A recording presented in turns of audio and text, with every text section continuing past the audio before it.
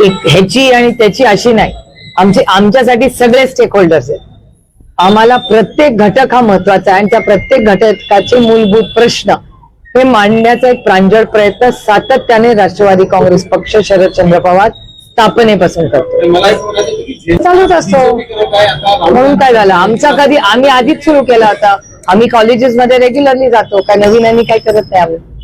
पक्षाच्या संदर्भात प्रश्नाला विचारतो की खरं तर पक्षाच्या पातळीवर वेगवेगळ्या चर्चा ज्या पद्धतीने गेल्या काही दिवसामध्ये आल्या, काँग्रेसमध्ये विलीन होणार, भाजपसोबत जाणार, त्याचा परिणाम खालच्या पातळीपर्यंत होतोय असं वाटत नाही का? कुठतरी कार्यकर्त्यांचं, पदाधिकाऱ्यांच्या मनोबलावर परिणाम होतो? कशाला मनोबलावर प्रॉब्लेम होईल? म्हणजे एकतर ह्या चर्चा मीही चॅनल्स मध्ये बघते, ज्या घटना आमच्या ऑफिस घरामध्ये ह्या घडत नाहीत, ह्या चॅनल्सवर मी अनेक वेळा बघते. त्याच्यामुळे मलाही गंमत वाटते की अरे ही कुठली कथा ज्याच्यात माझ्याबद्दलही काय काय सांगितलं जातं. त्याच्यामुळे ह्या घटना चॅनल्स मध्ये, माध्यमांमध्ये आमच्यावर विशेष प्रेम तुमचं आहे, त्याबद्दल मनपूर्वक आभार. त्यामुळे सातत्याने ह्या गोष्टी येत असतात, त्या आपल्या आपण मजा म्हणून घ्यायच्या असतात आणि आपलं काम करायचं असतं.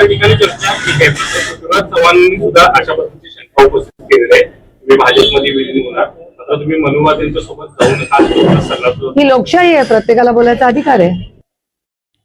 राज्यातल्या काँग्रेस सोबत राज्याच्या काँग्रेसचं नाही, राज्याच्या काँग्रेसचं मला खरंच माहिती नाही. देशाच्या काँग्रेसबद्दल मला माहिती आहे.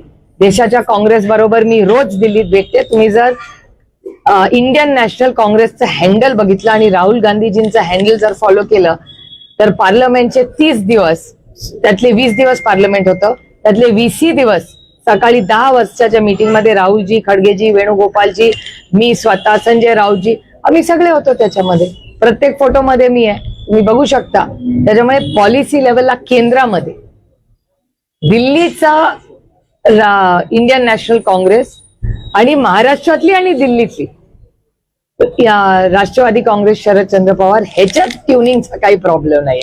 आता त्यांच्या मतात काय आणि महाराष्ट्र काँग्रेसचा राष्ट्रवादी काँग्रेस पक्ष शरदचंद्र पवारवर काय राग आहे त्याचं उत्तर माझ्याकडे नाहीये. दिल्लीवाल्यांचं, कारण मी एक गोष्ट अतिशय विनम्रपणे काँग्रेसला सांगू इच्छितो, मला सांगते की जेव्हा जेव्हा मतदान झालंय तेव्हा राष्ट्रवादी काँग्रेस पक्ष शरदचंद्र पवार हे 8 खासदार ताकदीने इंडिया अलायन्स बरोबर कालही होते, आजही आणि उद्याही राहतील.